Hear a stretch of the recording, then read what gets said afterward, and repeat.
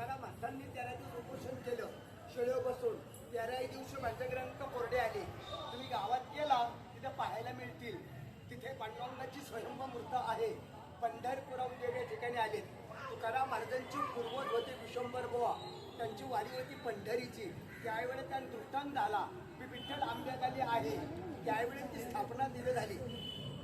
आपण जर या ठिकाणी आलो, आपल्याला देहू आणि पंढरी दोन्ही क्षेत्र इथे घडले जातात. तिथं त्यांचं राहतं घर पण आहे.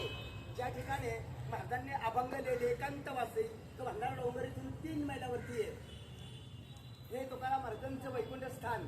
इथून वैकुंठाला गेले आणि 3 वेळा परत आले. एक संतांनी जगणारे दिली समाजातले, त्यांच्याकरता तुकाराम महाराजांची मुलगी भागीरथीबाई तिच्याकरता, आणि संत निलोपाराया त्यांच्याकरता.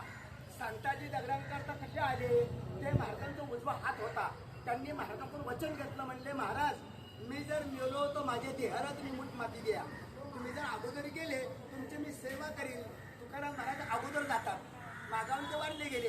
इथनं सुदुंबर गाव आहे, 5 ते 6 मैल. त्या गावकऱ्यांनी खड्डा वगैरे खणला, देह गाडायचा प्रयत्न केला. देह काही गाडला जात नाही, ते आपोआप येऊ लागला.